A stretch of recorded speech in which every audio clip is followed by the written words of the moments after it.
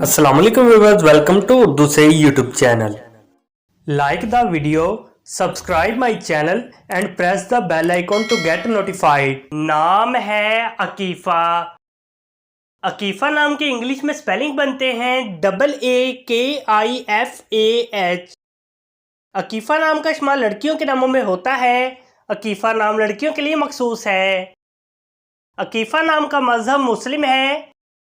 अकीफ़ा नाम के मायने हैं नीयत, अल्लाह की फर्माबरदार, इबादत गुजार। अकीफ़ा नाम की इंग्लिश में 7 हरूफ है और ये एक लफ्ज़ है। 7 वर्ड्स एंड 1 लेटर।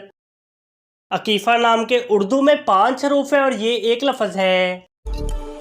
अपने नाम का मीनिंग जानने के लिए कमेंट बॉक्स में लिखिए। चैनल को सब्सक्राइब कीजिए, वीडियो को लाइक और शेयर कीजिए। Thanks for watching.